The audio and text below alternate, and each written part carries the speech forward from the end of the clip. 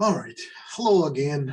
In this video, we will continue on the MRP chapter, and we went all the way down into the planning, not just only the bigger picture of planning, the overall demand, but also we went down into each subcomponent to plan for meeting the demand. One of the techniques that we use in MRP called pigging, which is the process of identifying the parent items that have generated a given set of material requirements for an item. The pigging report shows the parents creating the demand for the components. So for example, here, if we, for part A, we create a demand for C and B. Again, the parents creating the demand for the components, the quantities needed, and when they are needed. So let's take a look into this tree here. We have A that consists of C and B. In order to make B, we need C and D. So as you see, the C item is, or the component is listed twice. So what we need for C in particular, let's say that A needed 50 on week 1, 25, 25, 50, and 50. B, we need 100 and 100. So for C, we need on week 1, 50 for A. For week 2, we have 25 from A and 100 from B, so 125. And then 3, that would be 25. 4, that would be 50. And for week 5, we need 50 plus 100. That is what the demand that needed for item C. All right, an MRP is not a static document. So as you know, this is some order get completed once the time passes. Other orders maybe near completing. New orders will be entered. Existing order will be altered and changed. We will have changing in quantities, delays, missed deliveries, etc. So this is what your responsibility is, to update this on a weekly basis and based on the environment that you work in. One of the things that we need to consider when we do the MRP is the safety stock. And the MRP system does not require safety stock. This is theoretically, we're talking about theoretically, as long as we are able to meet the demand. So there's no need for safety stock. But however, safety stock is important when we have a variability in the market. Therefore, for example, if we have a bottleneck process or one with varying scrap rates may cause shortage in the downstream operations. So in this case, we use the safety stock. Shortages may occur if orders are late or fabrication or assembly time are longer than expected. When lead times are variable, the concept of safety time is often used. Okay, so now instead of saying the safety stocks, we're talking about the safety time. And because of the lead time sometimes is variable, we don't have a constant amount. Safety time, when lead times are available, when lead times are variable, the concept of safety time instead of safety stock is often used. Scheduling orders for arrival or completion sufficiently ahead of the time they are needed in order to eliminate or reduce the element of chance in waiting for those items. Also, another consideration, we did talk about the safety stock and the safety time. It depends on the variability in the process, and we need to avoid any risk in the process. Now, also, we need to talk about the lot sizing rules. There are, when we did the planning, we said maybe 100 units, that's the lot size, which means that how much they could make every patch. However, there is something called lot for lot, which basically these are whatever you want. It's just flexible. If you need 150 units, you will have 150. If you need 200, you will have 200. So it varies based on the need. So lot for lot ordering, the order or run size is set equal to the demand for that period.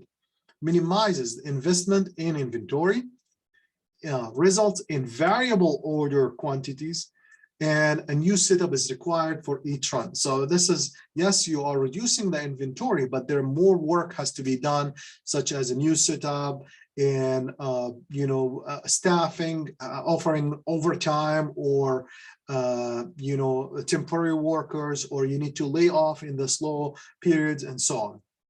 So this is what we call the lot for lot ordering, which basically meeting the demand. Also, what we could use the economic order quantities, EOQ, which will help you to minimize the cost.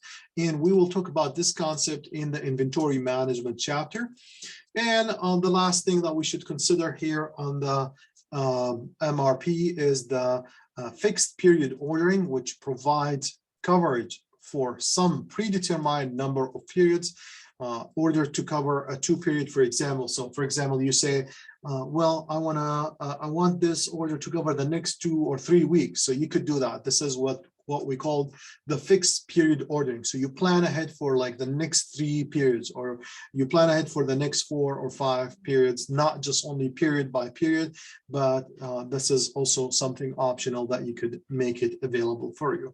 Again, it depends on inventory cost and ordering cost. We will talk about these inventory costs later in a different chapter. The last few slides that I want to talk about it is the MRP in service.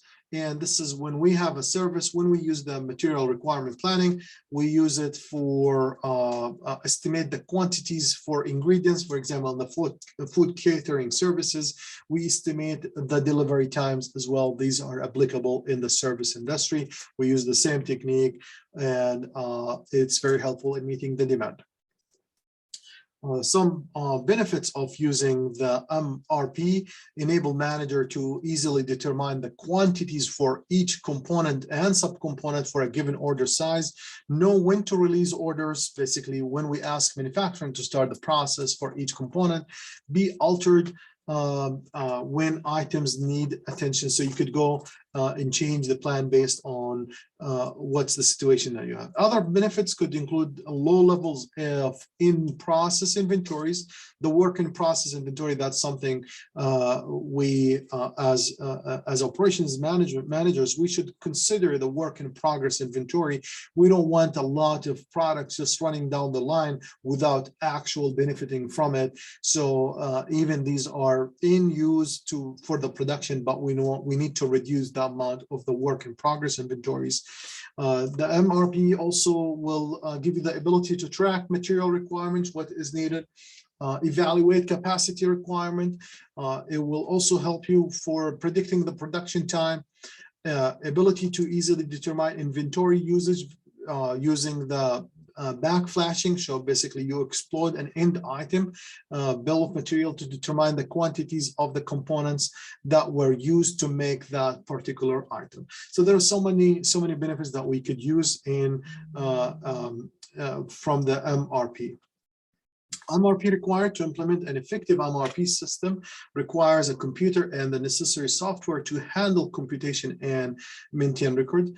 Accurate and up-to-date master schedule, bill of material, inventory records, integrity of data files. So these are some of the requirements that we need to have it, which is again, we're learning here to use the calculation using a paper and pencil or Excel, but actually this is a computer system where you need a computer system that will do the calculation for you. And you have to have an accurate and up-to-date master schedule, bill of material, inventory records as well, and of course the integration into the data files. Some of the difficulties of the MRP that would include the consequences of inaccurate data. Sometimes we have inaccurate data because of missing parts or ordering incorrect number of items or inability to stay on schedule. Other problems may include the assumption of constant lead time. So sometimes we say, yeah, we're sure we could finish it within 2 weeks, but actually for some reasons, took you more than 2 weeks. So these are some of the difficulty of MRPs, because it's built on that assumption on constant lead time. But if you can do a lead time, then or if you can predict the lead time, that's something that you should consider. Failure to alter and change the bill of material when customizing a product. Sometimes we have to customize product, therefore the bill of material will change. And the last one here as a difficulty would be the inaccurate forecast. Sometimes we have inaccurate forecast, and we did talk about that in previous chapters on how we could improve the accuracy of forecast. All right, now I'm going to stop right here, and we'll talk about the next level of the MRP, which is the manufacturing resource planning that came after the MRP to improve the planning, not only for production, but all of the companies. So I'm going to stop right here, and I will record another video to talk about the manufacturing resource planning.